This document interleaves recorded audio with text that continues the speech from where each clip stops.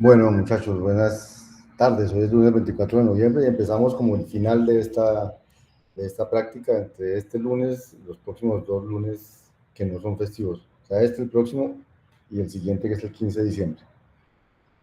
Entonces tenemos pendientes unas presentaciones de algoritmo de Grover. Creo que la iba a hacer, ¿quién? ¿Gustavo?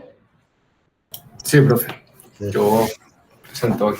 Y tenemos pendiente una presentación del algoritmo de Shor que la van a hacer entre Sara y Emily y que también esperamos que lo hagamos hoy.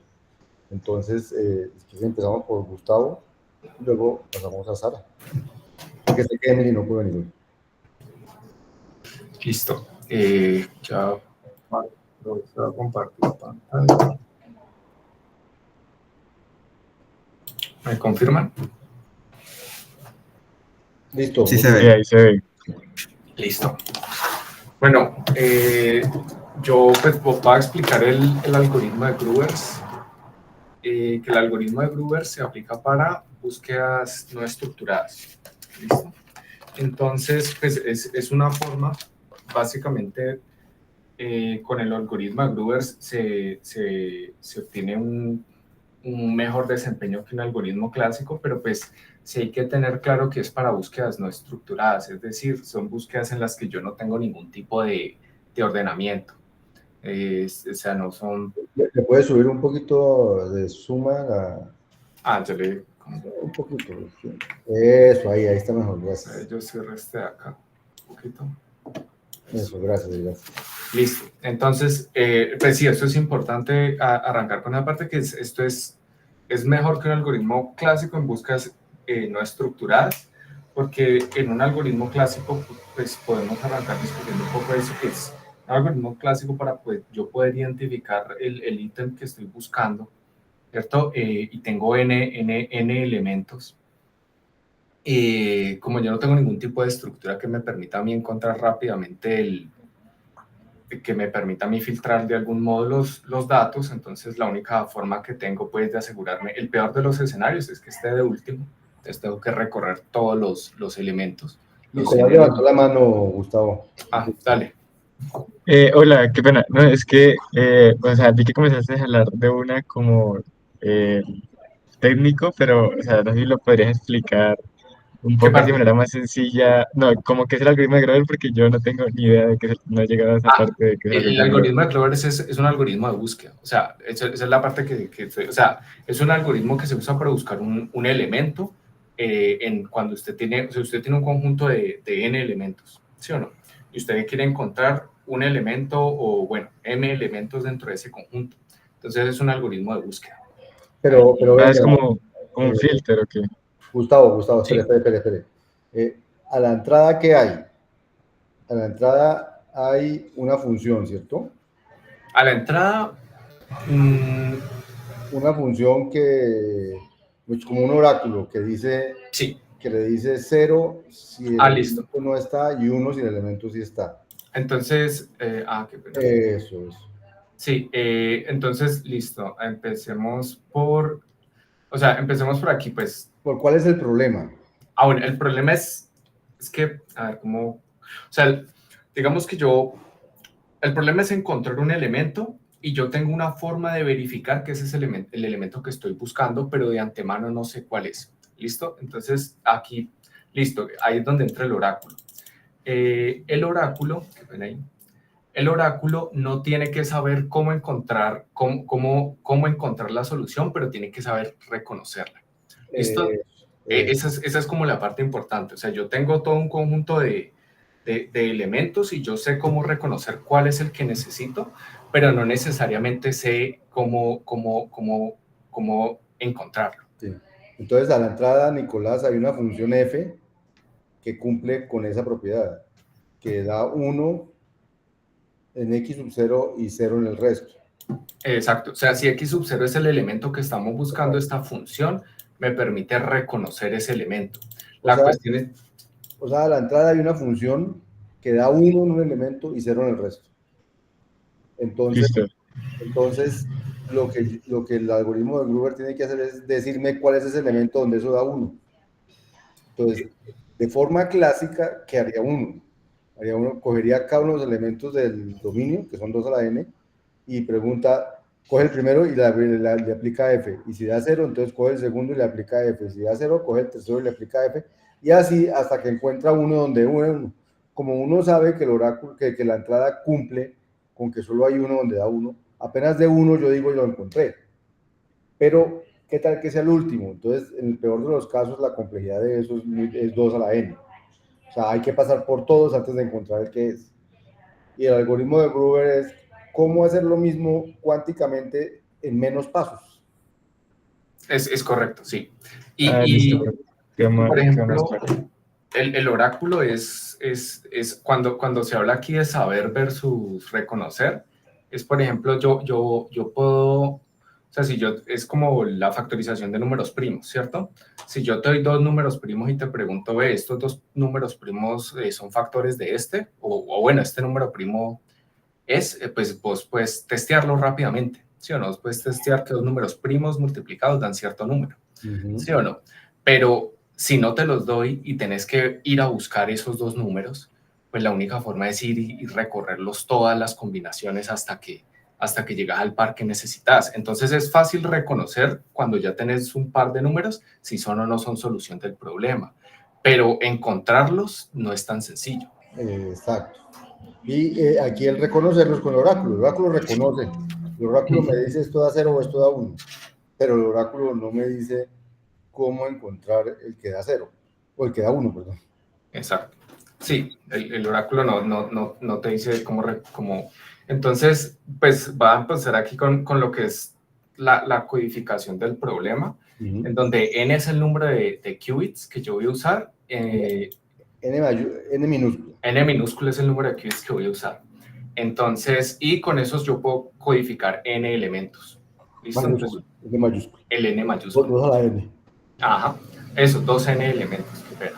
Entonces, pues básicamente pues, son ceros y unos, ese es el conjunto pues, de los qubits. El alfabeto, eso, el alfabeto, y pues ese alfabeto pues ya me genera todos los estados cuánticos que vienen a ser los X, que pues son las combinaciones de n qubits, ¿cierto? Entonces está el qubit 000 n veces hasta el qubit 111 n veces, ¿sí o no? Entonces, todos esos elementos pertenecen al conjunto. Entonces, el algoritmo general parte de inicializar el sistema. En el sistema, pues yo arranco con un estado uniforme superpuesto, es decir, si yo tengo un estado de puros ceros, yo le aplico la puerta de Hadamard. Cuando yo le aplico la puerta de Hadamard a todos los qubits en estado cero, yo voy a obtener todas las combinaciones superpuestas de todo el conjunto de... Básicamente obtengo todas las sumatorias sobre todos los estados del alfabeto, pues todas las posibles combinaciones las obtengo aquí superpuestas y en una distribución uniforme. Entonces, ese es el estado phi con el que vamos a inicializar nuestro sistema. Ahí ya tenemos todas las combinaciones posibles, pero están superpuestas, ¿no? Es decir, que cuando yo mido el sistema, yo obtengo con la misma probabilidad cualquiera de esos estados que están ahí. Entonces, después viene la parte de iterar. Cuando ya itero, yo aplico el operador de Gruber, un número t de veces. Ese número t de veces es algo que toca que estimar, toca que definir cuál es el número óptimo de veces que yo tengo que iterar. Y eso está relacionado con la complejidad del algoritmo. ¿Listo? Porque básicamente va a ser el número de veces que yo voy a consultar el oráculo para obtener la solución. Entonces, el oráculo pues se define, yo lo definí aquí, en los libros hay como definiciones un poquito diferentes, pero básicamente es un operador D y el oráculo F, ¿cierto? El oráculo que yo estoy usando. Y al final pues ya es medir. Entonces, y la idea es que al final cuando yo mido, cuando yo hago todo este proceso, aplico el operador de Gruber t veces y yo mido, al principio aquí la distribución uniforme hace que al yo medir obtenga una probabilidad igual de obtener cualquiera de los estados, ¿cierto? Pero cuando yo hago el proceso de Gruber, el objetivo es que la mayor probabilidad la voy a obtener en el estado que yo estoy buscando. Entonces, ese es como el objetivo, el algoritmo en general. Entonces, ¿Hasta ahí vamos, muchachos? hasta ahí vamos. O sea, yo voy a entrar en los detalles de cada paso. Ahí. Bien. Listo. Entonces, el operador de Gruber, pues ya como expandiéndolo un poquito más, es básicamente el oráculo de Hadamard aplicado 2 veces ensanduchando a una Z-OR. Este es un operador que desplaza la fase de todos los elementos excepto del 0. Ya lo voy a definir más abajo. Y estas dos pues son de Hadamard. Entonces aquí es donde viene pues la primera parte que es bien curiosa, porque aquí ya básicamente o sea, pues hay que definir el oráculo, habría que definir un poquito el Z-OR, pero este es básicamente el operador que yo aplico. No hay que, o sea, este es el algoritmo, por así decirlo. Entonces... La composición de todo eso. Ajá, exacto. La aplicación de todos esos operadores. Pero claro, aquí es difícil como, pues, entender que cómo es que esto me da a mí al final el estado más probable. ¿Sí? El estado que yo estoy buscando. ¿Cómo es que esto a mí me transforma el sistema de modo que yo obtengo el estado que estoy buscando? Entonces, entonces vamos a llegar a un punto en el que voy a dar una explicación geométrica de cómo es que funciona este algoritmo. Pero entonces voy a dar unas definiciones. Primero, pues el oráculo. Los oráculos que identifican la solución buscada, pues en el espacio de búsqueda, ¿cierto? Son funciones que la identifican. No voy a discutir cómo se implementa el oráculo, porque eso depende de... Se viene en la entrada, se viene dando en la entrada. Exacto. Y eso tiene sus técnicas, etcétera, etcétera. El oráculo, bueno, lo que ya les comenté, el oráculo no sabe cómo encontrar la solución, pero sabe reconocer la solución. Y el oráculo lo podemos pensar como una caja negra en estos instantes, que es una función booleana que lo que hace es que, bueno, me retorna 1 si es el elemento que estoy buscando y 0 si no es. ¿Listo? Entonces, el operador oráculo que nos marca la solución lo vamos a definir como una inversión en la fase, que es básicamente lo que vamos a hacer es que vamos a cambiar este signo acá. Entonces, claro, cuando f de x es 1, pues entonces me sale que x es igual a menos x, que el operador aplicado sobre el estado de x me da menos x, y si es 0, pues no cambia nada. Entonces, básicamente es lo que le mete un signo. Y pues le llaman inversión de fase cuando yo le pongo el menos, porque cuando yo calculo las probabilidades, ese menos se me desaparece, ¿no? Como yo calculo el valor absoluto de ese sistema, ese menos desaparece. Entonces, pero pues este operador lo que va a hacer es eso, va a generar le va a meter un menos al elemento que yo estoy buscando. ¿Listo? Al que yo estoy buscando, o sea, a los que no estoy buscando, no. Es correcto, solamente al que estoy buscando. Entonces, ahorita viene la otra inversión de fase, que es el Z-OR. El Z-OR es similar, pero ese me va a invertir las fases de todos los elementos excepto del 0. ¿Listo? Entonces aquí se define con el delta x0, que básicamente cuando esto coincide, entonces... sí, cuando esto coincide, entonces me da 1 y entonces me da menos por menos más, y entonces para el 0 él no me cambia el signo, pero para el resto de elementos entonces sí me cambia el signo. Y este operador se puede escribir ya en términos del estado 0, de este proyector 0, y de la identidad de este modo. Pues aquí se puede ver claramente que si yo aplico el 0 por la derecha, por la izquierda, no, por la derecha, entonces obviamente la identidad me da el elemento 0, el 0 con el 0 se me van, me da 1, y entonces me da 2 veces 0 menos 0, y pues eso me da el 0 igual. Pero para el resto de elementos, por ejemplo para el 1, entonces al aplicarlo yo aquí me da menos 1, y pues este de acá se me anula, entonces me da menos 1.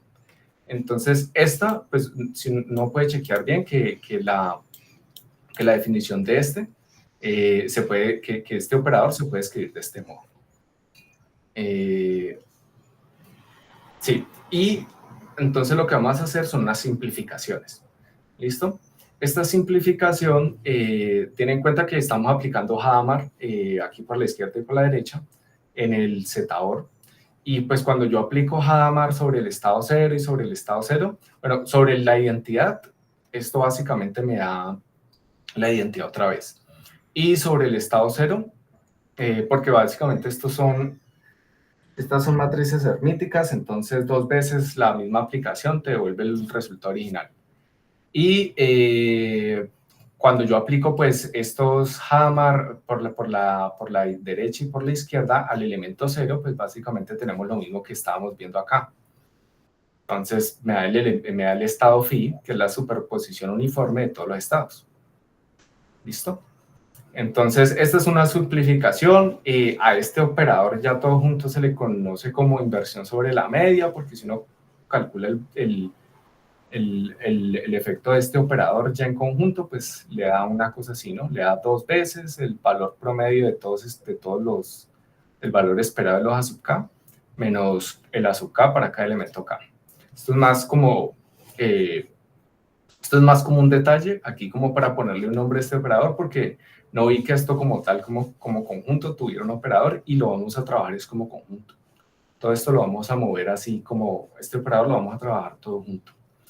Entonces le vamos a llamar inversión sobre la media. ¿Por qué? Pues porque este es el resultado que da en general.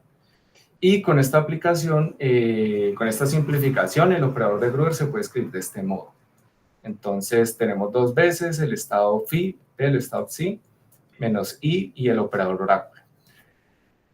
Entonces hasta aquí lo que estamos haciendo es matemáticas para tratar de reescribir esto. Listo, y vamos a entrar entonces a tratar de hacer una visualización geométrica de qué es lo que está pasando en el sistema qué es lo que está pasando en el espacio vectorial cuando yo empiezo a hacer estas operaciones. ¿Listo? Entonces, yo puedo subdividir este espacio debido al operador oráculo. Yo puedo subdividir el espacio vectorial en dos subespacios, pues que es el de todos los estados superpuestos. Aquí creo que lo escribí al revés. De los estados, sí, aquí es alfa. Aquí es alfa y aquí es beta. Listo. Qué pena ahí. Listo, eso. Entonces, beta son los estados objetivos, los estados que nosotros estamos buscando. Y alfa es el resto de estados. ¿Listo? Entonces, aquí vamos a suponer que no solamente estamos buscando un estado, sino que estamos buscando m estados. ¿Listo? Donde m tiene que ser menor a la mitad. ¿Vale? Esta es una suposición que vamos a introducir aquí, que tiene que ser menor a la mitad de los estados totales, es decir, que los estados que estamos buscando son menos de la mitad de todo el conjunto total de estados. ¿Listo? Y el algoritmo de Gruber, de todas formas, funciona bajo esas condiciones. Entonces, listo, podemos definir entonces el estado.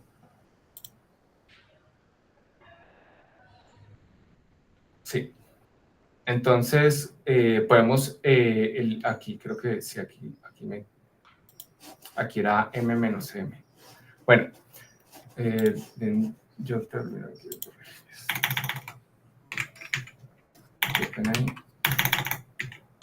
Alfa. Listo. Entonces, listo. Entonces tenemos el estado beta. Supongamos que tenemos m estados, ¿sí o no? Objetivo. Entonces nosotros podemos definir beta como la superposición uniforme de todos los estados que pertenecen al conjunto solución. Y ¿no pertenecen? Que pertenecen. Aquí.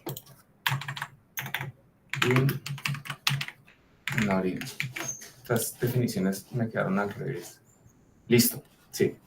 M es el número de soluciones, entonces beta, como son los estados objetivos, pertenecen es la superposición de todos los estados que pertenecen al conjunto de soluciones. Pero el conjunto de soluciones, ¿qué es? ¿Ese qué es? Ese es el conjunto el conjunto de soluciones, son todos los que para f de x me dan 1. No solo hay uno. En este caso vamos a asumir que hay m. Pueden haber m. O sea, pueden haber más de uno. Entonces, aquí, sí, o sea, en general el algoritmo funciona para más de un elemento. Y la única condicional es que sean la mitad de los elementos, que no sean más de la mitad de los elementos los que yo estoy tratando de buscar. Ya. Entonces, pero él funciona para más de un elemento, y aquí la discusión que voy a hacer es asumiendo que son m elementos. Ok. ¿Listo? Entonces, el beta es el espacio pues, de solución, pero sí, puede ser un solo elemento, y alfa es el resto, todos los que no pertenecen a la solución. Entonces, en ese caso, pues esto sería 1, y en este caso esto sería 1 sobre raíz de n menos 1. Entonces, nosotros podemos, el estado inicial, lo podemos expresar de este modo, ¿vale? Lo podemos subdividir en los estados que nos interesan, más los estados que no hacen parte de la solución. ¿Listo? Donde está alfa no hace parte de la solución, y beta son las soluciones que estamos buscando. Entonces, aquí estamos construyendo la superposición de ambos estados. Claro, si yo reemplazo esto aquí, me vuelve y me da la misma sumatoria de phi que teníamos arriba, ¿no? Entonces, lo que queremos ver es que cada aplicación del operador de Gruber corresponde a una rotación en este subespacio bidimensional. ¿Listo? Donde cada vez que aplicamos el operador de Gruber, la probabilidad de medir beta se va haciendo más grande, mientras que la probabilidad de medir alfa se va haciendo más pequeña. De modo que al final, cuando yo hago la medición, yo puedo, yo voy a obtener una alta probabilidad de medir los estados que a mí me interesan. Ese es el objetivo. Entonces, bueno, entonces básicamente lo que tenemos es esto. Nosotros nos queremos acercar al beta, y por aquí tenemos el alfa. Sí, y por acá tenemos el alfa.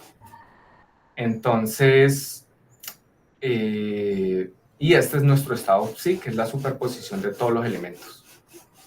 ¿Listo? Entonces, no lo podemos visualizar así. Pues lo primero que hay que tener en cuenta es que el oráculo se puede escribir de esta forma matricialmente, ¿sí o no? Y al escribirlo esto se puede evidenciar, pues, si uno calcula la aplicación del oráculo sobre la superposición alfa o sobre la superposición beta, ¿sí o no? Entonces, para beta él me va a dar un menos, para el alfa me va a dar, no me va a cambiar el estado de nada, porque el oráculo básicamente me marca los estados que no están superpuestos, los estados que son solución. Qué pena. Eso es por el phase kickback. Exacto, por el phase, aquí ¿cómo lo definimos así? Si X es solución, entonces él me le agrega un menos 1. ¿Listo? Entonces, claro, como esta es una superposición de todos los X que son solución, entonces pues nada, aquí me va a salir un menos 1 que puedo pues factorizar. Y entonces, básicamente, ¿esto cómo se puede visualizar? Esto se puede visualizar como si yo cogiera phi, ¿sí o no? Y como solamente estoy cambiando el estado beta,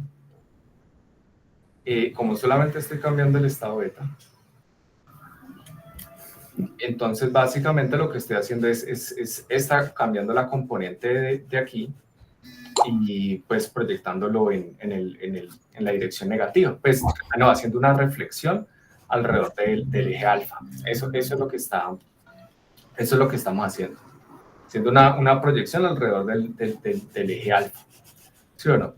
Entonces, este primer operador lo podemos ver como una reflexión, donde estamos transformando este phi, después de aplicar el operador, pues nada, me transforma me hace la reflexión.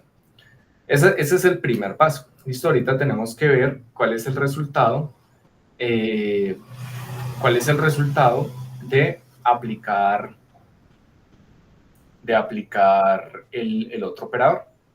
¿Listo? Entonces, aquí nosotros podemos introducir un mapeo en donde pues vamos a transformar este raíz de m sobre n por el seno de 2 teta, ¿cierto? Teta medios. Seno de teta medios, qué pena. Donde teta medios pues es el ángulo entre phi y alfa, y Y aquí vale la pena notar que, digamos que beta fuera un solo estado y alfa fueran muchos estados. Entonces, este ángulo teta medios va a ser muy pequeñito, ¿cierto? Porque la componente pues, que contribuye beta va a ser mucho más pequeña comparada con lo que contribuye el resto del espacio vectorial. Entonces, este teta medios, pues, en la medida en la que el sistema se hace más grande y en la medida en la que yo tengo más elementos versus los que quiero buscar, entonces esta componente se va a hacer más y más pequeña. Entonces, este teta medio se va a hacer más y más pequeño.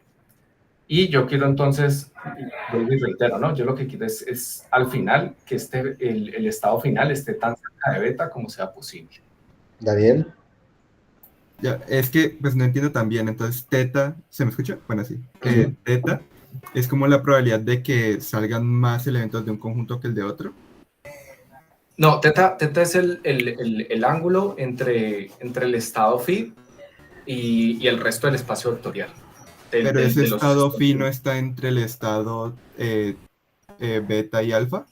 Sí, por eso. Ya que el phi tiene dos componentes, una componente alfa y una componente beta. Entonces, la parte, básicamente, este teta medio sería el ángulo entre este vector phi y el alfa. ¿Sí pillas? Entre más pegado implica que pues, es más probable que salgan estados de alfa. Sí, imaginémonos, claro, sí, exacto. Sí. Si esto fuera 0, yo no tendría ninguna probabilidad de obtener beta. Dale, muchas gracias. Eso, sí. Hola, Juan Guillermo, ya llegó Juan Guillermo. ¿Qué más? ¿Cómo van? Bien, aquí tratando, Gustavo, de explicarnos el algoritmo de Gruber. Listo. No sé si tú vas o continúa. Sí, continúa y ahorita Juan Guillermo de pronto nos dice si estamos viéndolo muy difícil. Listo. Listo, ¿no? Entonces, la idea aquí es visualizarse cuál es el efecto de cada operador, ¿listo? Y el efecto del operador oráculo, pues es básicamente que me hace esta inversión, me hace esta reflexión sobre el eje alfa, ¿vale? Entonces, bueno, y entonces esta es la transformación que nosotros estamos haciendo aquí, que pues la podemos hacer por estos ángulos. Podemos transformar, aquí la única variable es la m, entonces la podemos transformar este seno de teta y este coseno de teta. Esto nos va a ayudar a visualizar pues el otro operador. Entonces, lo que vamos a hacer es que vamos a calcular pues la representación matricial de ese operador D. Este operador D pues es el de inversión sobre la media, que es dos veces phi, el proyector phi menos phi, ¿cierto? Entonces, bueno, si uno se sienta y calcula esta matriz, los valores, ¿sí? Qué pena, yo tengo una pregunta. Es que a mí ese coseno teta y seno teta no me cuadra. Porque, ¿sabes por qué? Porque coseno de teta medios más seno cuadrado más seno de teta medios cuadrado debería dar 1. Y si vos haces ahí la suma, te daría... no, sí está bien. Aquí hay uno. Sí. Cancelan las m y queda n sobre n, sí está bien. Sí. Listo. Listo. Bien. Listo. Entonces, bueno, entonces estábamos calculando aquí la representación matricial del operador D, ¿sí o no? Y al construir esta representación matricial,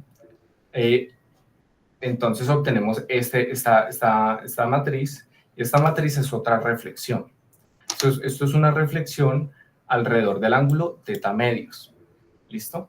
Que el ángulo teta medios pues, es el ángulo sobre el que está phi.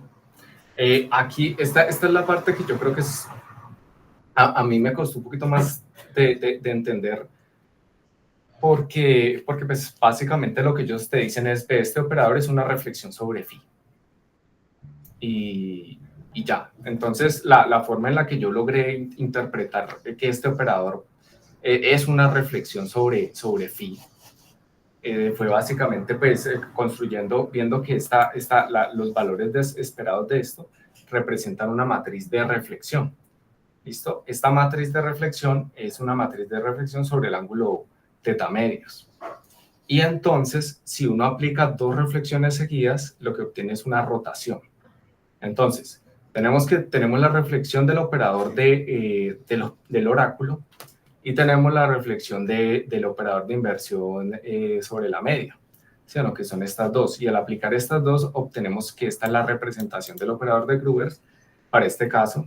No, sí, esta es la representación del operador de Grubers, y esto es una rotación de teta, de dimensión, de teta, sí, de teta radianes, de teta radianes. Y entonces, al final, este es el resultado de aplicar G sobre phi. Entonces, a ver, recapitulo un poco. Yo lo primero que arranco es con un estado phi, que es la superposición uniforme de todos los estados de mi sistema. Yo, cuando aplico el operador oráculo, lo que estoy haciendo es una reflexión sobre el eje alfa hacia este lado. ¿Listo? Y el resultado de aplicar, y cuando yo aplico el operador de inversión, el operador de, llamémosle, pues, para no decir ese nombre tan largo, el operador de, eso es una reflexión alrededor del eje phi, del ángulo sobre el que está nuestro psi. Entonces, al hacer esa reflexión, este vector que está apuntando hacia el lado acá va a terminar apuntando acá arriba en un ángulo teta, ¿cierto? Porque el teta medio es aquí, teta medio es acá, este se conserva a este lado porque es una reflexión sobre todo este eje, y entonces me viene a dar acá. Entonces es básicamente como si estuviéramos moviendo este phi, cuando aplicamos el G completo, es como si estuviéramos moviendo este phi teta hacia el estado beta, teta radianes hacia el estado beta. Yo tengo una pregunta, pues me parece entender que estás hablando que el oráculo lo que hace es una rotación. Una reflexión. Solo afecta a los estados que son para los cuales f de x es 1. Ajá, sí. Los fx es 0 no les hace absolutamente nada. Es correcto, es esta que tenía aquí, cuando yo aplico el oráculo sobre sí. Entonces, este beta, pues, que primero, este beta son los estados objetivos, ¿no? O sea, es la superposición, o sea, son los que son afectados por el oráculo, ¿no? Que me le agrega la fase el menos. Sí. O sea, ese beta y ese alfa representan cada uno múltiples vectores de la base. Sí, aquí están definidos. Ajá, esto. Donde este pertenece al subconjunto de soluciones, ese.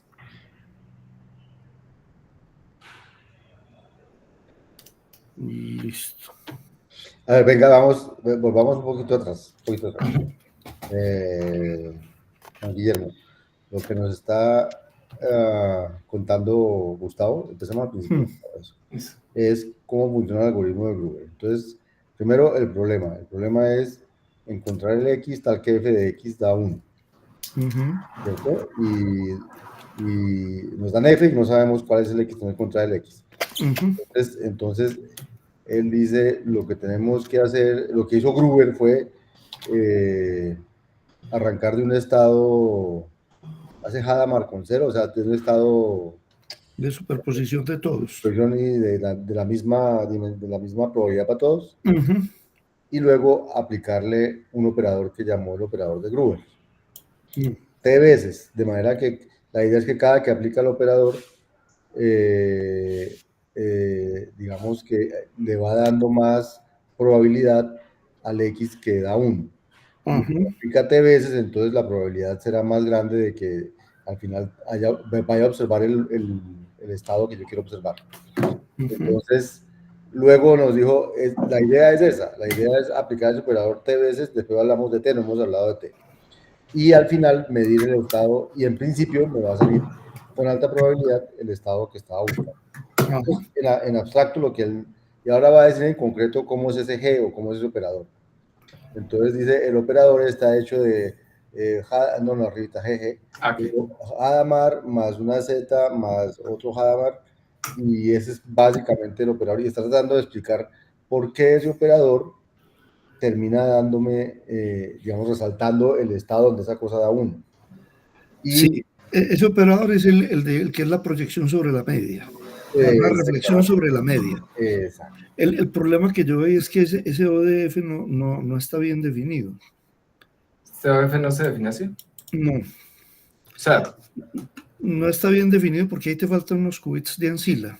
ajá, Y la razón es la siguiente, porque básicamente lo que pasa es que uno construye un operador, o sea, porque ahí hay un tema. Esto te va a funcionar para identificar la matriz, identificar la función, ¿no es cierto? uh-huh. La función, por la forma como está definida, es una función que no tiene inversa. ¿Por qué? Porque solo hay un montón de valores ceros y hay un 1, entonces esa función no tiene inversa, no es una función que sea biyectiva ni nada de eso. Y cuando vos aplicas un operador cuántico, una matriz unitaria, la matriz unitaria siempre tiene que tener inversa, ¿no es cierto?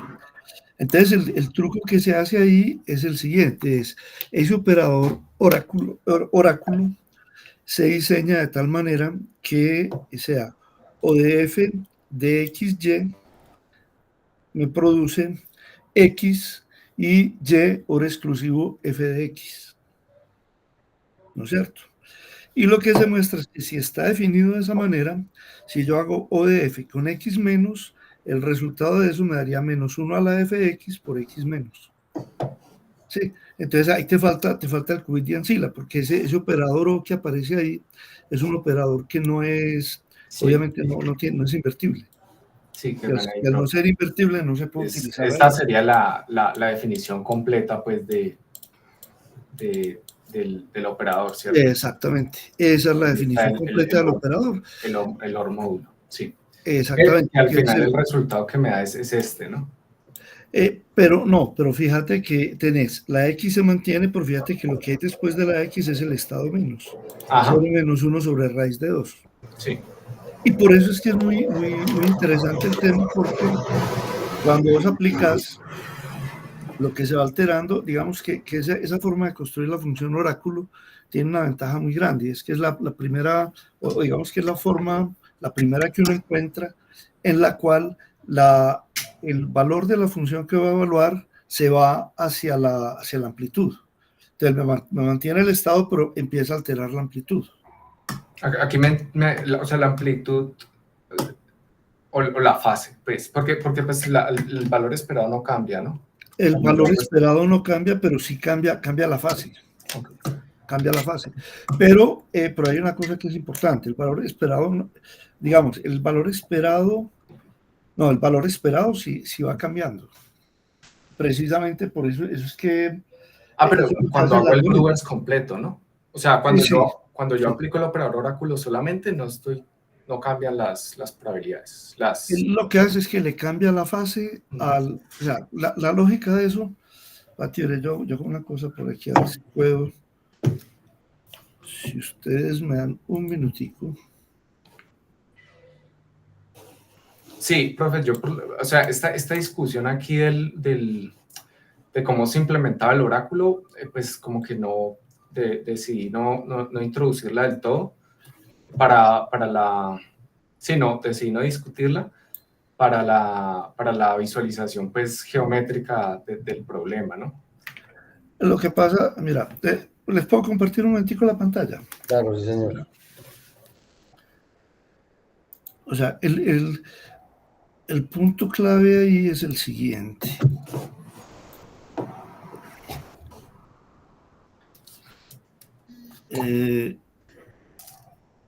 Esto que me está sacando aquí, bueno, listo. Entonces, el punto aquí es como el siguiente. Yo tengo una función.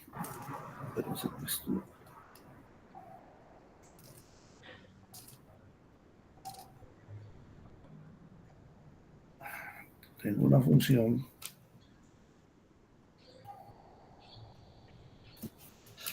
Fíjate yo, y esto le pasa algo en la configuración. Ya reviso que está medio loco. Listo. Ahí sí. Entonces yo vengo aquí, yo tengo una función f de x, ¿no es cierto? Y lo que quiero construir es un oráculo, ahí lo llaman oráculo, digamos, un O de F, que lo que va a hacer ese oráculo es que cuando yo se lo aplico al estado X, y utilicemos la notación que manejan ahí, este Q, que es el ancila, lo que va a hacer es que eso me va a producir,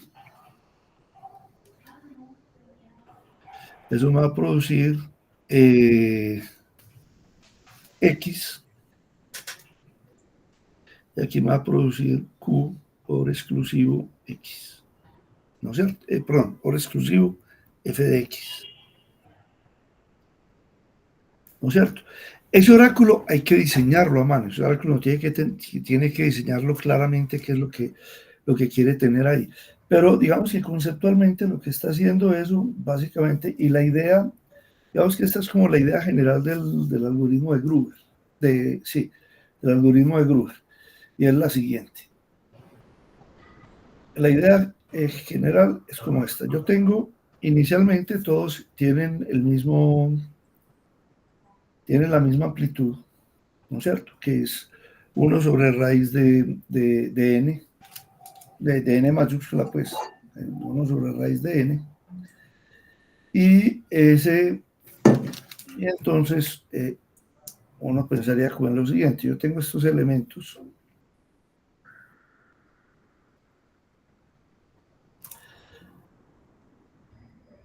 Entonces, aquí el punto clave es como el siguiente. Si yo supongo, digamos que para este X de acá, lo voy a llamar X estrella, yo tengo que F de X estrella es 1, ¿no es cierto? Entonces, cuando yo aplico esto, ¿qué va a pasar? Para ese, si yo tengo, digamos, si yo tengo 0, tengo O de F aplicado a X estrella 0, ¿eso qué me da? Entonces me daría el X estrella, ¿no es cierto? Y me daría OR exclusivo de 0 con F de X estrella, que me daría 1, o sea, me daría F de X estrella. ¿Sí? Por decir, el tema con el oráculo es el siguiente, digámoslo en general. Si yo le aplico esto a X0, eso me daría X, y como es 0 OR exclusivo F de X, esto me daría aquí F de X, ¿no es cierto? Y si yo aplico O de F a X1, eso me daría X, y me daría la negación de F de X, ¿no es cierto? ¿Por qué? Porque si esto es 1, entonces si la F es 1, me da 0, y si la F es 0, me daría 1. ¿Cierto? Yo tengo este par de valores acá. Yo tengo ese par de valores ahí. Y ¿qué pasa si yo aplico O de F a X menos? Si le aplico O de F a X menos, ¿qué voy a obtener? Esto es lo mismo que aplicar O de F a X0 menos O de F a X1 sobre raíz de 2. ¿Sí? ¿Y eso qué me daría? Este de acá me daría X, F de X, menos esto me daría menos X, la negación de F de X, todo eso sobre raíz de 2, ¿no es cierto? Entonces, ¿cuál es el punto ahí? El punto ahí sería el siguiente. Yo tengo este valor, entonces analicemos qué pasa. Si F de X es igual a 0, ¿no es cierto? Entonces, ¿qué tendría? Entonces lo que tendría sería X 0 menos x1 sobre raíz de 2. Y eso es lo mismo que tener x menos. ¿Sí? Y si f de x es igual a 1, entonces esto lo que yo tendría aquí sería x, tendría x1 menos x0 sobre raíz de 2, que eso es lo mismo que tener menos, lo voy a hacer larguito, x0 menos x1 sobre raíz de 2, que eso es lo mismo que tener menos x menos. ¿No es cierto?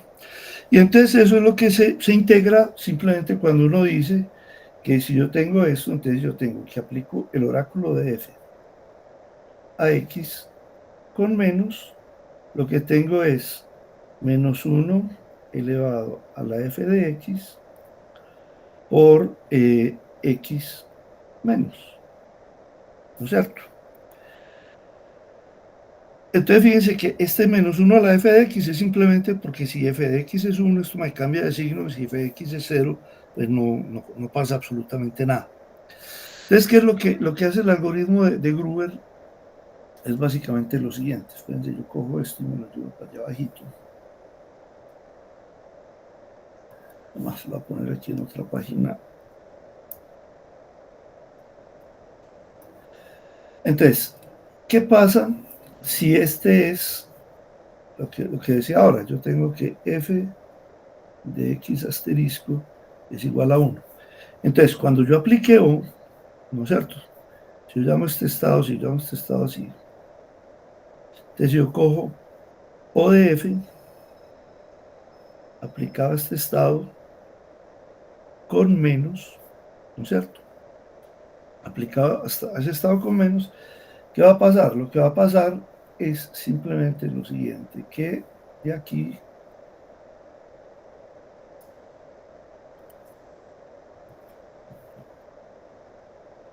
y esta es como la idea, parte de las ideas interesantes de Gruber, dijimos que era este, entonces aquí lo que va a pasar es que quitamos este de ahí y ese va a venir en esta dirección. ¿No es cierto? ¿Y cuál es? Entonces, fíjense que eso lo que hace es que los que son 0 se mantienen en la misma dirección, los que son 1 les cambia la fase. El siguiente paso de Gruber es muy interesante, porque el siguiente paso de Gruber es lo siguiente. Es básicamente esto. Yo voy a coger aquí, voy a representar con este rojo. Este rojo es la media de todas las amplitudes asociadas, ¿no es cierto? Y entonces, ¿qué pasa si con el segundo operador que forma parte de eso de Gruber, lo que va a pasar es que estos van a estar aquí. Un minutico, yo cambio esto.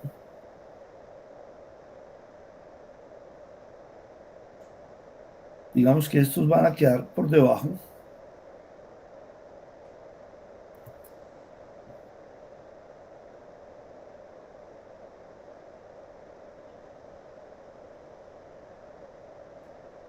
Me perdonan la calidad del dibujo.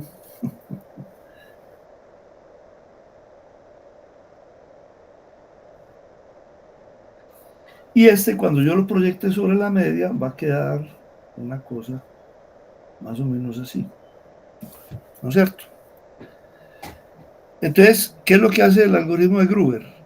Fíjense, en el primer paso le cambia el signo al que tiene el 1. Y en el segundo, como se proyecta sobre la media, lo que hace es que todos los que se quedaron con amplitudes, con fase, con fase 0, y no estaban alterados, van a disminuir, porque al proyectarlo sobre la media es más bajita que el valor que ellos tienen, entonces va ahí. Y cuando se aplique esa proyección sobre la media a este valor, entonces lo que va a hacer es que se va a disparar acá y va a crecer. ¿Qué pasa cuando vuelva a aplicar? Cuando vuelva a aplicar, pues resulta que este valor ya va a volver a aplicar, se vuelve a reflejar sobre el eje de acá y ya se va a... Eso es por la fase, ¿cierto? Porque la fase está negativa, entonces en vez de restarse se suma. Es porque, mira, cuando todos empiezan, todos tienen la misma fase, o sea que el promedio es positivo, la fase de cada uno de ellos. Cuando uno de ellos se le cambia la fase, cuando vas a calcular el promedio, ya el promedio no es la suma de todos esos, sino menos 2 veces el valor de la fase. Entonces eso te baja la media. Entonces todos los que no fueron alterados quedan por encima de la media y la que fue reflejada queda por debajo. Al revés, ¿no? Sí. Entonces, como la que fue reflejada queda por debajo, perdón, todos quedan por encima de la media, la que está reflejada queda por debajo de la media. Cuando proyectas sobre la media, los demás bajan y ese se amplifica y queda otra vez positivo. Entonces, se aplica nuevamente el operador de Gruber, que lo que hace es volver a cambiar el signo a ese, entonces vuelve y baja más la media, entonces vuelven y bajan más la amplitud asociada con los demás, cuando proyecte sobre la media, y ese que es el que tiene el valor de 1, cuando yo lo proyecte va a seguir. Esta imagen es muy interesante porque en términos de seno de teta medio, seno de teta medio, que realmente lo que está haciendo es eso, y que está afectando, obviamente, con rotaciones. Recuerden que cada uno de estos elementos que aparecen acá, van a ser, son estados, y entonces simplemente lo que va a pasar es que él se va desplazando para alinearse con el estado que va teniendo la máxima amplitud, es el estado que corresponde al valor de f de x igual a 1.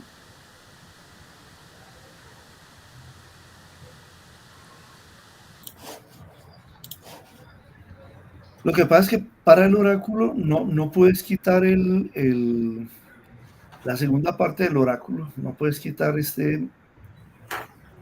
entiendo. el ancila, porque realmente no funciona así. La matriz está diseñada de tal manera que, y fíjense que es fácil de calcular. Mira, una cosa sencilla aquí. Si yo tengo, por ejemplo, que el operador que voy a manejar sería este, digamos que voy a hacerlo con nada más con un qubit. F de 0 lo va a llevar a 1 y f de 1 lo va a llevar a 0, ¿no es cierto? Entonces, ¿cómo sería ese O de f? Recuerden que ese O de f, si yo se lo aplico a x0, él me va a producir x, f de x. Y si lo llevo a x1, él me daría x menos, me daría x, todavía no va a sacar el signo, sino simplemente la negación de f de x. Entonces yo aquí puedo hacer f, si yo aplico O de f, se lo aplico a 0, 0, donde esta es la x y esta es la q, ¿no es cierto? Esta es la x y esta es la q. Entonces, ¿esto qué me daría? Eso me daría 0, 1. ¿Sí? XF de x. Y obviamente, si yo aplico O de f a 0, 1, eso me daría 0, 0. Si le aplico O de f a 1, 0, eso me daría 1, 0, porque ese es f de x. Y si le aplico O de f a 1, 1, eso me daría 1, 1. ¿Por qué? Venga, el 0,1 sí está bien. El 0, 1. Sí, porque mira, el f de 0 es 1, ¿no es cierto? Entonces, cuando yo aplico, yo tengo aquí, f de 0 es 1. Cuando aplico esto es X es 0 y la Q es 1, o sea que estaría en esta Exacto, segunda instancia. exacto. Entonces no haría X, que es 0, X, no f de 1. X me daría 0 y se mantiene 0. Sí. Y esto es 1, entonces es la negación de f de x. Y como No, f de x es 1, entonces me daría el 0. no, pero ¿cómo así? La negación de f de x. Ah, de f de x, no de q. De f de Sí, x. sí, sí, sí, Sí, está bien. de f de Razón. x. Parto, entonces, en este caso, ese O de f sería la siguiente matriz. Sería esa matriz que coge el 0, 0 y lo lleva en el 0, 1. Eso sería esta fila. El 0, 1 lo lleva en el 0, 0. El 1, 1 lo mantiene en 1, 1. Pero el 1, 0 en 1, 0 y el 1, 1 en 1, 1. Sería esa matriz. Que la matriz es muy fácil de construir porque es el 0, o sea, la columna 0 se transforma en 1. Entonces, el contenido de esta columna es el que me hace la transformación. ¿Sí? Esta función es la función oráculo. Entonces, fíjense que hay una, o sea, el oráculo, esa matriz oráculo, fíjense que si yo estoy trabajando con un qubit, la matriz oráculo tiene 2 qubits. Si yo tuviera que, digamos que son 8 estados, desde 0, 0, 0 hasta 1, 1, 1, entonces tendría que tener 9 qubits. 8 qubits que me representan los estados y un último qubit que es un 0 o un 1 que me da puede ser que me permite representar el menos y me permite aplicar estas cosas aquí. Bueno, muchachos, ¿cómo la ven? ¿Gruber entendido? Para Gruber hay una cosa que es importante, yo no sé, y me perdonan si no lo había hecho, les voy a compartir unos enlaces de una presentación del algoritmo de Gruber que es muy interesante. Entonces yo lo busco por acá. Y Gustavo, ¿sí quedó más claro? Sí, sí, pues de todas maneras, entonces entiendo que, o sea, porque en el libro de Nielsen Schwan usan toda esa discusión para llegar al T óptimo, ¿no? Pero entonces... Lo que pasa es que el número de veces que se aplica básicamente es lo siguiente, cada vez, o sea, vos puedes... De eso no hemos hablado todavía, ¿cierto? Sí, y ahí hay una cosa que es importante que la tengan presente, no se les olvide que esta gente, los que empezaron a trabajar aquí son físicos, y hay una diferencia muy grande entre los físicos y los matemáticos.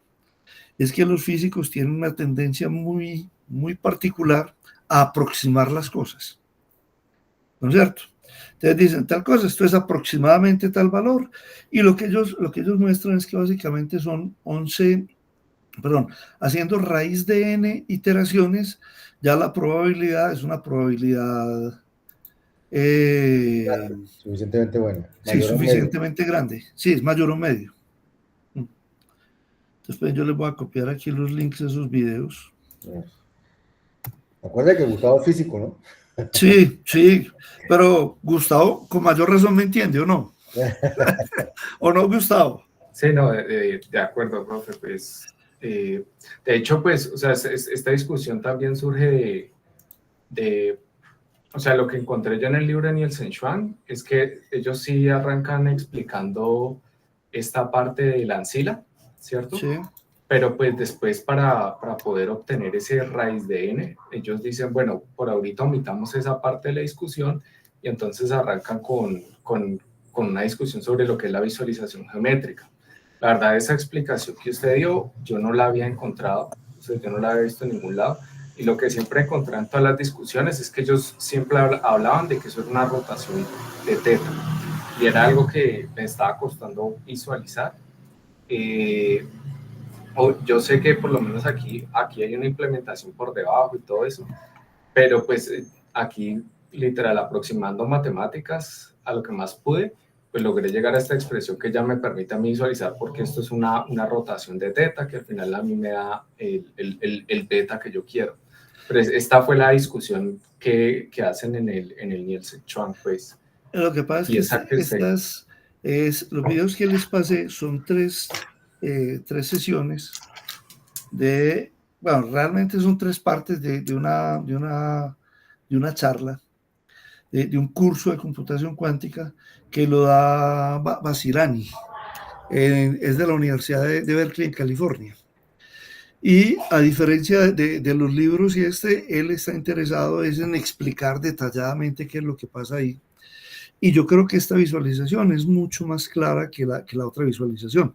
De hecho, el mérito es de Basirani, es donde yo encontré que la representaba de esa manera. Yo soy inocente en esa representación.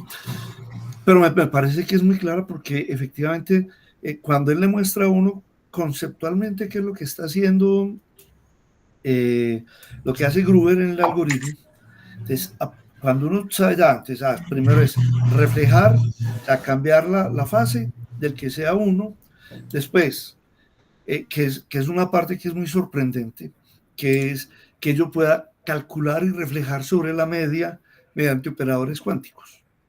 Sí, que es sí, que aquí es donde entra, pues aquí ya entra, o sea, aquí ya se puede visualizar más claramente cuál es la acción de ese operador, pues con ese ejemplo. Sí. Que básicamente aquí se ve el promedio y pues el azúcar. Que entonces cuando yo le cambio la fase, pues este se vuelve un positivo, ¿no? Claro, no, y fíjate que hay una cosa que es bien interesante, cuando le aplicas Hadamard a todos los qubits, ¿no es cierto? Esta compuerta de Hadamard es como mágica. Tuve una combinación de todas las... Claro, lo que pasa es que el estado 000, al aplicar Hadamard a todos los demás, la amplitud de ese estado va a ser el promedio de todas las amplitudes. ¿No es cierto? Y entonces ya después lo que él hace es un tema parecido al de la función oráculo, solo que lo hace al revés. O sea, es parecido a la función oráculo porque ¿en qué consiste la proyección sobre la media?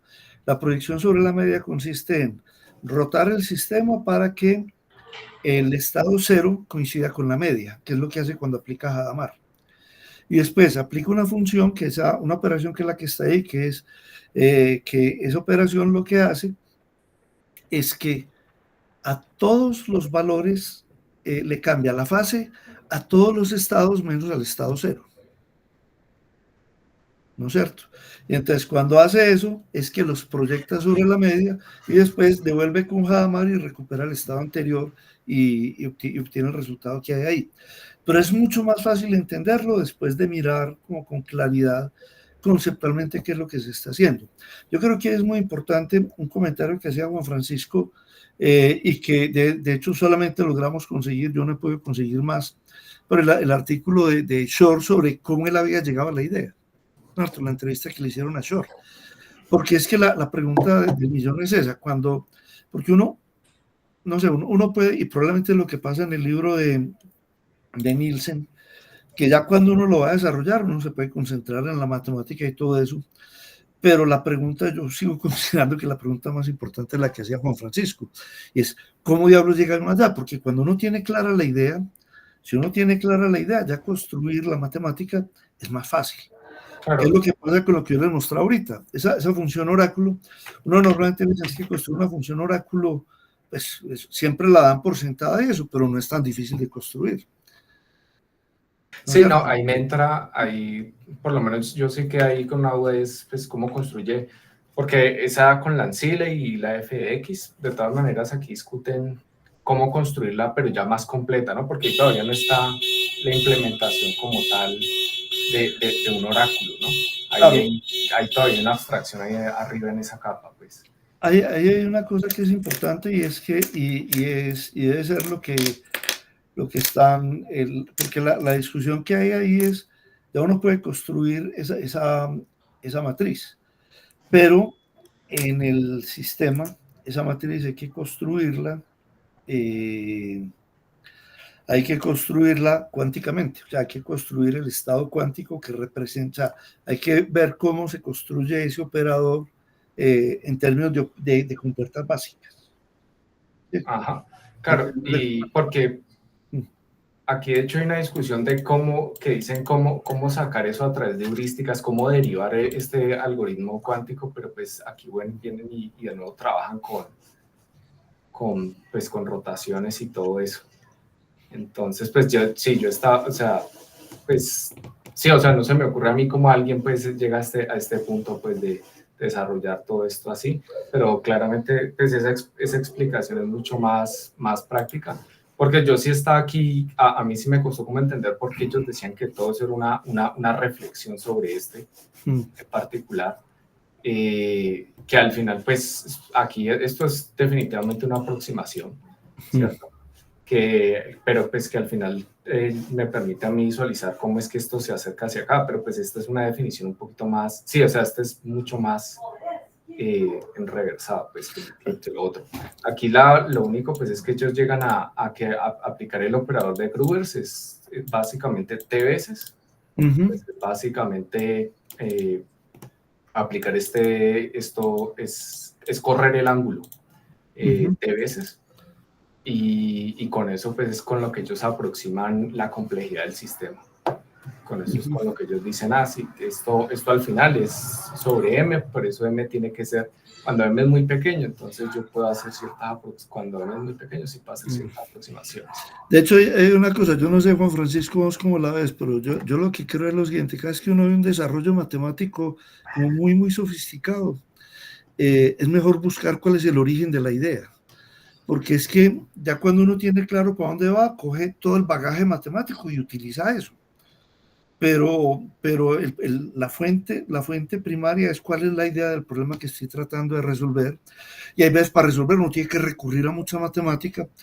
Y hay una cosa que es importante, es que a veces en los textos matemáticos es que hay unas frases que son mundiales. Cuando uno dice fácilmente se ve, sabe que ahí tiene que pensarle un rato y que eso no es cierto. Entonces, yo lo que hago normalmente cuando hago una cosa matemática muy sofisticada es que trato de salirme de ahí y buscar cuáles son los conceptos que llevan a seleccionar la matemática que se aplica.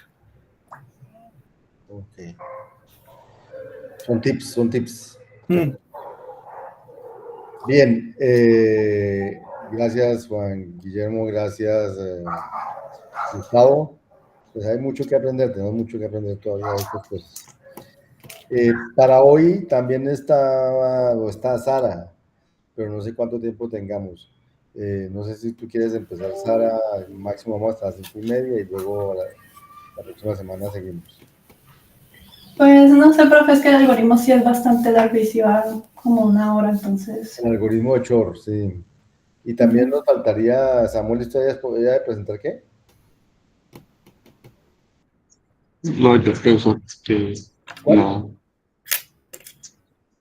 ¿No? No, pues no me tocaba nada. O sea, ya No, haría la no para hoy, para la siguiente vez. Ok. Sí, el algoritmo de Grover. ¿De Gruber otra vez? Pues ese fue el que decimos como al inicio del curso. Bueno, pero implementado, ya. Nicolás, ¿quería preguntar? Yo iba a preguntar, pues a mí en el proyecto final del curso mío es del protocolo de seguridad 8.4. Entonces, no sé si debería de como exponerlo como para comenzar con la idea inicial. No sé si de pronto no sé, cómo si les gustaría que hiciera una exposición aquí en la clase. Pues que nos guste, sí, lo que no sé si tengamos tiempo, porque es que nos quedan 2 lunes, que son el próximo lunes y el lunes 8, y el lunes 15. Y el lunes 15.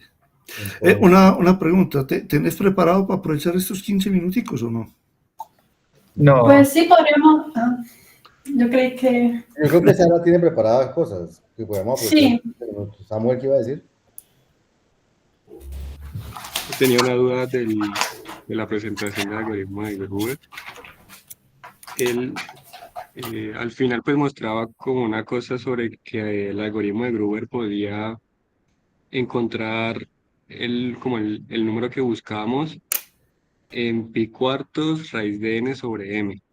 Entonces, pues yo había leído y había visto que es como que una cantidad exacta de pasos, como que ya después si se pasa de esa cantidad de pasos, ya el algoritmo, o sea, tal como se muestra que es como que se va acercando el ángulo a la solución, entonces cuando me paso a esa cantidad de pasos de raíz de n por pi cuartos, entonces ya la solución no va a dar la probabilidad de la solución que busco, sino que va a dar otras probabilidades. Es como si No, era la vuelta completa. No, porque fíjate que uno va ajustando las, o sea, si vos lo miras con la analogía que yo les decía, el F, hay una cosa que es muy bonita y es que ese X menos nunca cambia, ¿no es cierto? Lo que va cambiando es la amplitud asociada con cada uno de ellos. Entonces, cuando vos lo aplicas la primera vez, cambia el signo, bajan las amplitudes, el otro sube y ese proceso se sigue repitiendo. Lo que pasa es que ahí ya lo que entra es una cosa de carácter pragmático, porque obviamente como estás calculando esas medias y eso en teoría te daría 1 de probabilidades y 0 para los demás, en límite cuando hiciera la iteración infinitas veces, ¿no es cierto? Pero no, hasta donde yo tengo entendido, pues yo no veo ningún motivo por el cual, si yo lo hago más veces, se dañaría el resultado. No No hay podría motivo ser para eso. por aproximaciones, porque al final de eso no es una simulación. ¿Cómo así que una O sea, simulación? yo también leí que si uno lo aplicaba más de las veces podía obtener uno ruido. Sí, que si lo aplica uno más de las veces óptimas, él te puede empezar a oscilar el sistema. Podría empezar a oscilar el sistema, pero es que, pues, no sé, yo no, en la matemática yo no veo por qué podría empezar a oscilar. Claro, sería un problema Pues, más de la máquina. como lo entendiera, era lo que decía, como que No, eh, ¿sabes qué es lo que puede pasar? el ángulo si se sobrepasaba la solución. Lo que puede pasar ahí es una cosa que es la siguiente. En las máquinas hay un concepto que se llama el volumen cuántico, que está asociado con el número de qubits y el número de compuertas que yo voy a poner. Entonces, cuando yo pongo un número, o sea, mientras más compuertas haya, más tiempo va a estar ahí y más va a perder la capacidad de mantener la coherencia la máquina. Entonces, fíjense que aquí hay una cosa, como el modelo que se utiliza en computación cuántica, o sea, la forma como trabaja esto, es un modelo basado en circuitos. Aquí no hay ciclos. Entonces, cuando uno dice es aplicar esas compuertas raíz de n veces, es coger y poner ese número de compuertas, o sea, poner esas compuertas raíz de n veces. Si yo sigo poniendo esas compuertas más, ¿qué es lo que va a pasar? Que mientras más ponga, mayor va a ser la probabilidad de error que yo tengo. ¿No es cierto? Entonces, por eso, ahí se trata de buscar un punto de equilibrio entre un número de iteraciones que me den una probabilidad muy buena de que yo pueda calcular cuál es el valor que me interesa, ¿no es cierto? Una probabilidad muy buena de que pueda calcular el valor, pero que no sea un número de operaciones de compuertas tan grande que ya empiece a tener o que empiece a aparecer más problemas por los tiempos de cohesión, de coherencia de la máquina y todas esas cosas.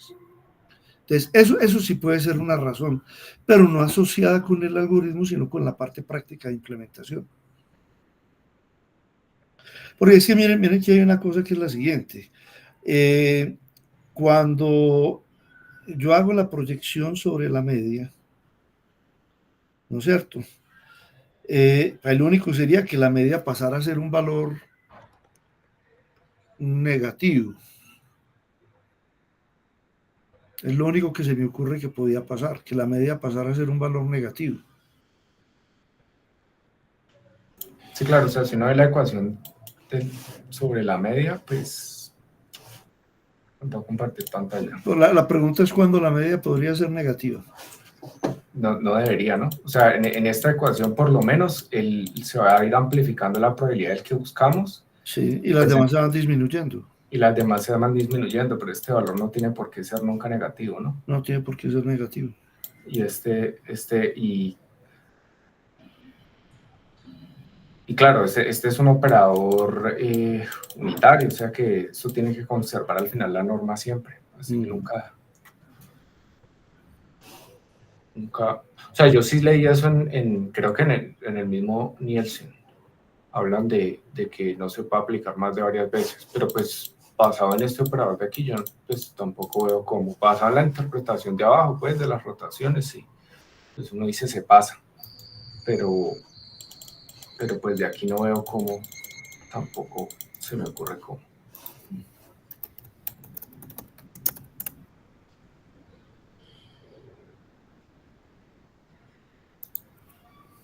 Bueno,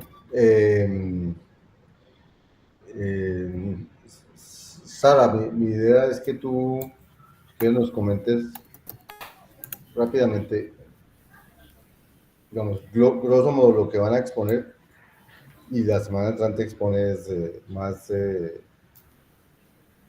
detalladamente. Y expones con, ¿quién más dije que faltaba? Emily, que no Y podía Nicolás de pronto prepara, no sé, 15 minutos la semana entrante para ver el protocolo que te vas a exponer, que vas a trabajar. Vale, listo. Dale, Sara. Entonces, o sea, ¿quieres que dé como una idea del algoritmo? Sí, digamos, lo de ustedes es el algoritmo de Shor, ¿cierto? Que van a exponer. Ajá. Entonces, si Pues quieres... yo pensaba, pues, perdón, yo pensaba era como, pues, explicar hasta cierta parte, que me parece como lo básico, pero como lo fundamental. Ajá. Y ya el lunes, pues, seguir ya explicando que, pues, ya viene a ser más profundo. O sea, Dale, como lo superficial. ¿Puedo entonces dale, presentar las diapositivas? dale. Bueno, Yo no diría superficial, sino el overview, es lo general. o sea, como la idea. Ujú. Bueno, pues acá está el creador pues, del algoritmo de Shor. Básicamente el algoritmo de Shor fue inventado en 1994. Su idea principal se basa en la factorización rápida de números grandes y pues este algoritmo amenaza el sistema criptográfico RSA, ya que pues, este sistema criptográfico pues, se basa en la factorización de números grandes. Sin embargo, pues hasta el día de hoy este algoritmo no se ha roto, ya que pues aunque el algoritmo de hecho funcione, hasta el día de hoy no se ha encontrado como una computadora cuántica que pues se pueda implementar.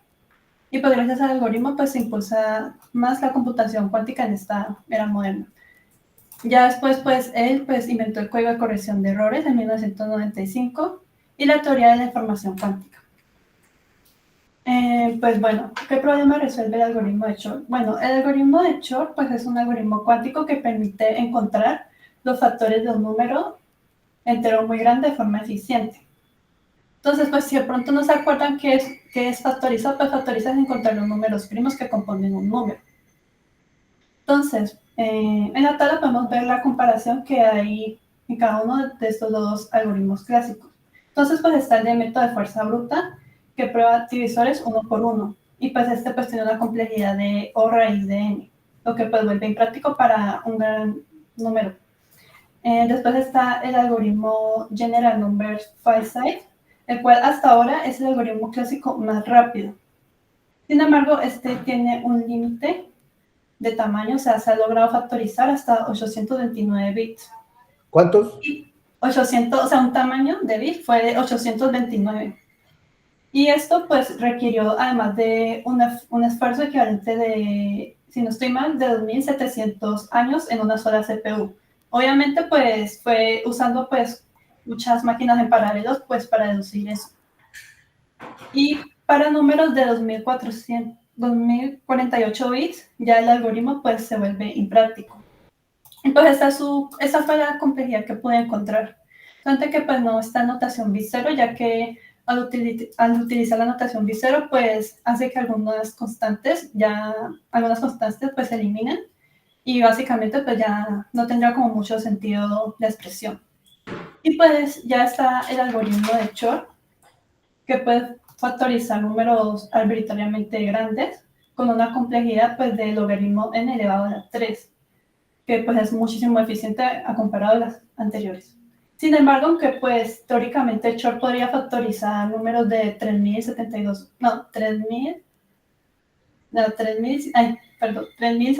bits, en la práctica, pues como ya había comentado, aún no existen computadores cuánticos con suficientes qubits para ejecutarlo.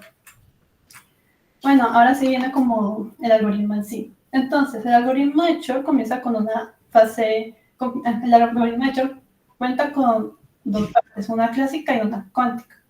Entonces, ahorita les voy a hablar de la parte clásica. Entonces, sea n un entero positivo compuesto cuya factorización desconocemos. Un compuesto es aquel número positivo mayor que 1 que no sea primo.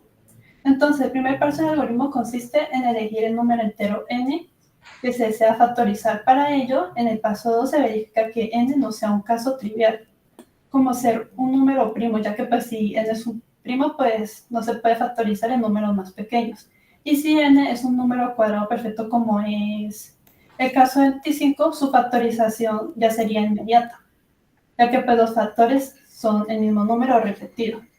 Entonces, con estos dos casos, pues ya no sería necesario pues aplicar el algoritmo de Shor. Acá, selección de A. A, pues es un número auxiliar que se usará para más adelante en los siguientes cálculos. Entonces, este número se selecciona al azar y debe ser menor que n y cumplir con la condición de que A y n no deben compartir ningún divisor. Esto sería la definición de coprimo.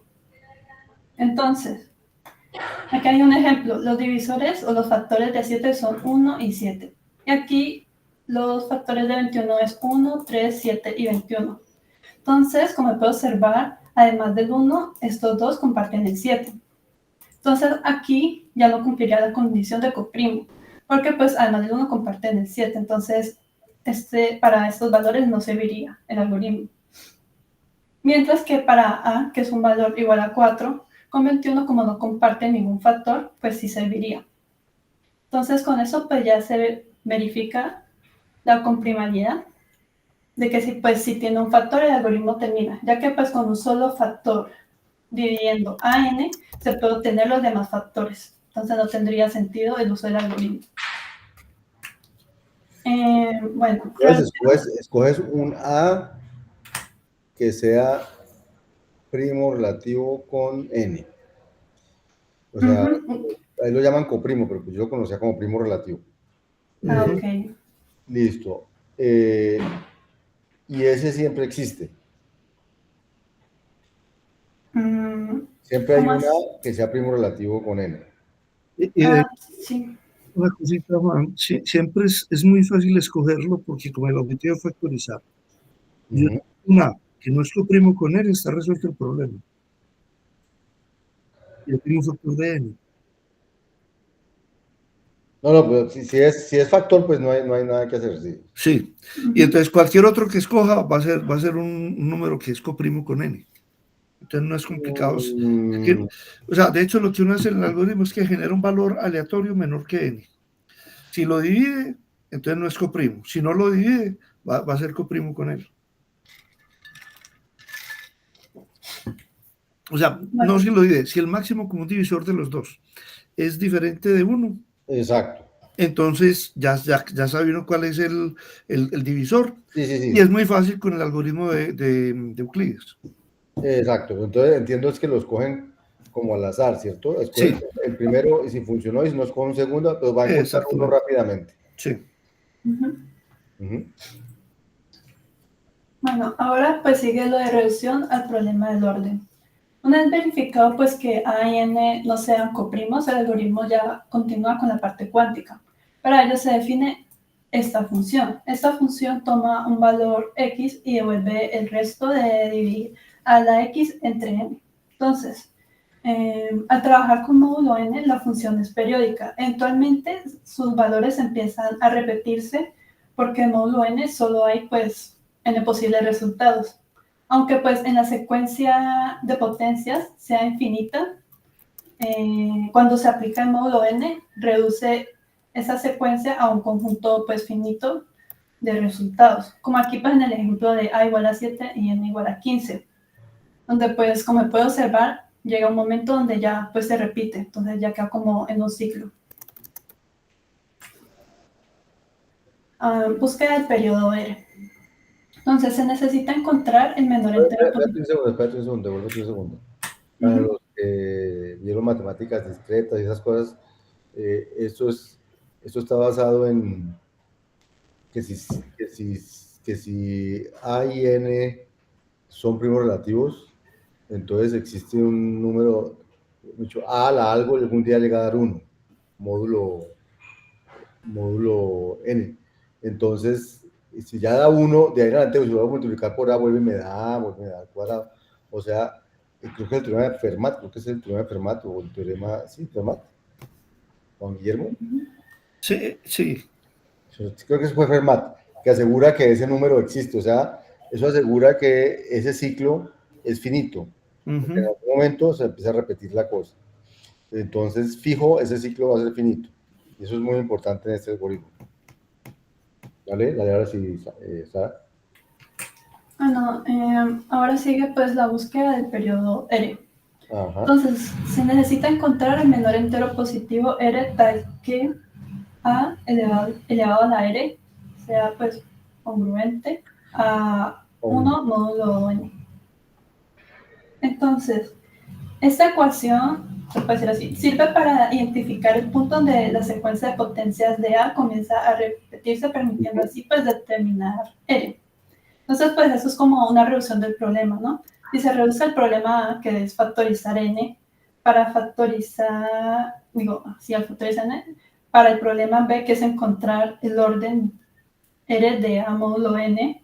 Entonces, si se resuelve D, pues se va a poder resolver A. ¿Cómo funciona eso? O sea, es como, ¿Por qué resolver? ¿Por qué encontrar el orden implica factorizar? Vamos al ejemplo que van a poner. Bueno, pues, tomando este ejemplo pequeño, porque si lo vemos a gran escala, no... No, el pequeño, claro. Sí. Pues, espérame, vuelvo aquí a la diapositiva. Lo que tengo entendido es que, bueno, aquí como se puede observar, básicamente, pues, va como, pues, la secuencia aquí, pues, se repite. Entonces, acá se tiene que hallar R, porque R, pues, es el periodo. Y en este caso da 4. En este caso, pues, da 4 por la intuición, ¿no? Que es lo que se repite. Sí, pero no por la expresión, sino porque lo hicieron. 7 la 1 da 7, 7 la 2 Ajá. da 49, que módulo 15 da 4, 7 la 3 da 49 por 7, y bueno, va 28, que módulo 15 da 13, y 7 la 4, entonces daría 91, que módulo 15 da 1. Entonces, y ya si da 1, la siguiente da por 7, va el mismo de arriba, entonces ya se da uno cuenta que se repiten. Entonces, cada 4 se repiten. O sea, que la R igual a 4 ya la encontraron. Pero, ¿qué saca uno con encontrar R igual a 4? O sea, ¿para qué sirve haberlo encontrado? ¿El periodo? O sea, ¿para qué sirve encontrar el periodo? Sí, exacto. Pues el periodo, o sea, encontrar el periodo básicamente, pues más adelante se explica mejor, te hace como ya encontrar los factores de ese número en específico. Muy bien, ¿cuáles serían esos factores? ¿No los tienes por ahí? ¿La siguiente transparencia no está? Pues de no, no, pues es que, pues, por ejemplo, pues, aquí, pues, no, pues, la verdad, pues, No, la siguiente transparencia, la que tenías ahí, ¿no seguía otra? ¿O ya era la última? Después sigue después sigue ese minuto. Pues esto ya es no, ese ya es como encontrar el R. Pero luego de encontrar el R, vamos a donde esté, ¿qué pasa después de encontrar el R? Bueno, eso ya sería como que lo último. Eso, por allá adelante. Eso, bueno, ¿no? Bueno, entonces... Ahí. Bueno, aquí. Ahí, si encontramos el R, entonces, ¿qué es lo que dice ahí? Bueno, que A a la R medios menos 1 aquí. es un divisor, o A a la R medios más 1 es un divisor de N. Entonces, sí, bueno, aquí es que sí cumple. Bueno, vamos a suponer que R pues cumple, ¿no? Entonces, una vez que tenemos pues R, ya se puede pues obtener los divisores de N. Entonces, si R es par y a la R sobre 2 no es congruente a menos 1, pues entonces se calcularía esto. Entonces, básicamente estas dos ecuaciones son las que dan los factores de los números. No sé si me hago entender.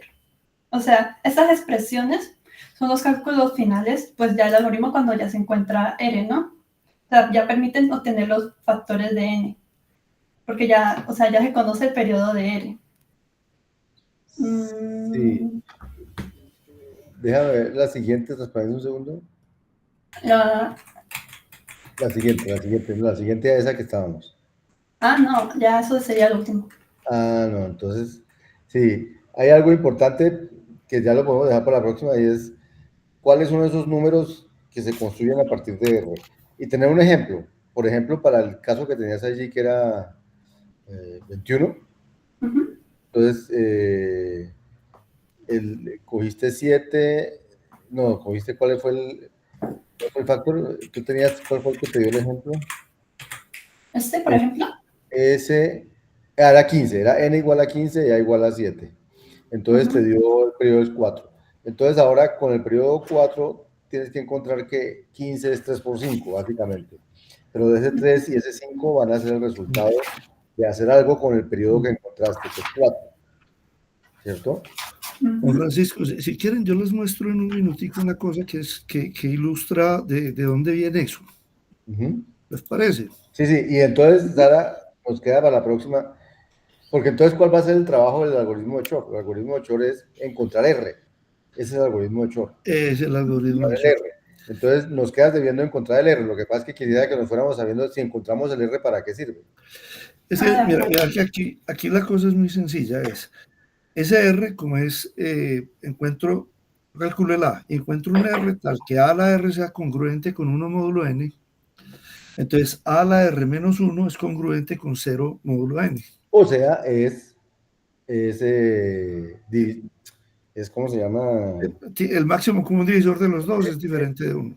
Exacto. Pues Sí. digamos que A a la R menos 1 sea congruente, eso lo que hay que A a la R menos 1 es divisible por N. Sí, y por eso es que se pide que R sea par, porque si R es par, yo puedo factorizar A a la R menos 1 como una diferencia de cuadrados. A a la R medios más 1 por A a la R medios menos 1. Y la otra condición que se pide es que, obviamente, A a la R medios más 1, que no sea, que el máximo común divisor de A a la R medios más 1 y N no sea N. Porque si Sí, es así, N. me daría que los estoy descomponiendo en N y en 1. N1. Exactamente. Sí, sí, sí. Pero, ¿y qué pasa si R es impar? Si R es impar, se busca otra A. ¿Se busca otra Sí, A? simplemente. ¿Y siempre se va a encontrar? Es básicamente lo que yo he encontrado sobre eso es que como sirven todos los impares, entonces digamos que la probabilidad de generar, de conseguir una que el R me sirva es aproximadamente el 50%. Entonces rápidamente se genera eso. Entonces, muchachos, la clave del algoritmo de Shor es de encontrar el R par, porque si R encuentra que es par, ¿cómo se llaman? Los factores primos ya están. Ahora, estamos suponiendo, es que todo esto es importante que lo entiendan. RCA, o sea, la criptografía del mundo está basada en pues, lo que llamamos las llaves públicas, ¿cierto? Pero una llave pública normalmente está hecha de la multiplicación de dos números primos, solamente dos números primos. Dos números primos inmensamente grandes. Cuando yo los multiplico me da otro número inmensamente grande, pero como descomponer un número en sus números primos es tan difícil y este es tan grande, entonces la seguridad está basada en que el mejor algoritmo para resolver eso no alcanza a hacerlo en miles de años y entonces ustedes no le van a poder romper su clave. Entonces usted puede compartir su clave pública porque sabe que no se la van a poder desencriptar para saber cuáles son los números primos que hay debajo de eso. O sea que usted va a seguir siendo el dueño, como usted sabe cuáles son sus primos, usted va a seguir siendo el dueño de desencriptar, porque desencriptar depende de saber esos números. Como el que doy la llave pública no lo sabe, entonces yo le puedo dar la llave pública y no me preocupo de que se averigüe con eso mis números primos. Entonces son dos números primos. Entonces el problema del algoritmo de Shor no es factorizar un número en 50 factores primos, no, es factorizar un número que es multiplicación de dos primos, romper, porque sabemos que la clave de RCA está en la multiplicación de dos números primos, no de 3, ni de 4, ni de 5, sino de 2 solamente. Entonces por eso se dice que encontrar cómo romper un número que es multiplicando dos primos es suficiente para romper la seguridad. Entonces lo que nos dijo Sara en concreto es, usted coja ese numerito y averígüele Averígüese el orden de un número que sea primo relativo con él. Y con ese se va a averiguar tanto el uno como el otro. Y la clave entonces, y eso va a ser rápido, porque va a ser a la R medios más 1, a la R medios menos 1, más o menos. Entonces, ¿cuál es la clave para desencriptar? Encontrar el R. Ahora, encontrar el R es demoradísimo en clásico. Entonces, ahí está la dificultad. Pero en cuántico, el algoritmo de Shor lo hizo un momentico, pues un momentico no lo hizo un algoritmo que es muy rápido. Y esa es la clave del algoritmo de Shor que nos va a contar Sara y Emily la semana entrante, me imagino. Que es encontrar el R. ¿De acuerdo? O sea que eso es lo bonito de esto. Lo increíble para mí es que a pesar de que con la factorización hayan logrado hacer un algoritmo rápido, todavía no existen algoritmos rápidos para otro poco de problemas que también son no polinomiales en clásico. Entonces, la pregunta que uno se hace es ¿por qué funciona para unos y no ha funcionado para el resto? Muy bien, Nicolás, esa es mi pregunta. ¿Por qué funciona para unos y no ha funcionado para el resto? Y uno dice, ¿pero por qué? Y en esas estamos. Cristian Pacheco, entonces, que está por aquí, él va a dedicar a estudiar un ratico en su trabajo de grado un problema de NP completo que se llama el subset sum y va a decir, bueno, ¿qué es lo difícil con el subset sum para que sea rápido, con cuántica? Esa es la idea con él. Y que entendamos qué es lo que hace, por qué para este no podemos tener una especie de algoritmo de Shor, o por qué nadie se lo ha hecho. Tratar de comprender qué es la dificultad que hay detrás de ese tipo de problemas que son sencillos, pero que son NP completos. Bueno, vamos ahí. Muchas gracias, Juan Guillermo. Juan Guillermo, ahí te mandé el... Sí, yo estoy acabando de calificar, o sea que te puedes imaginar cómo estoy. Mañana tengo que pasar notas por la noche a más tardar, entonces el miércoles me siento y lo reviso. Espero que no sea muy tarde. No, tranquilo, todo acá yo le igual que me lo vaya pasando por aquí, después le corregimos lo que tú le digas. Perfecto. ¿Listo, Cristian? El otro es Gustavo, que también está pendiente de una revisioncita tuya, pero igual, por aquí va avanzando hasta que tú puedas traer una revisada y que le corregimos. Listo, perfecto. Entonces nos vemos el próximo lunes, muchachos, y Juan Guillermo, muchas gracias. Ya casi terminamos esta primera aventura, Juan Guillermo. Sí, pero apenas estamos empezando. Ya estamos sudando. Sí. Bueno. Listo. Gracias, muchachos. Entonces nos vemos. Bueno, hasta luego. Muchas gracias. Gracias, Felipe. Chao. Hasta luego.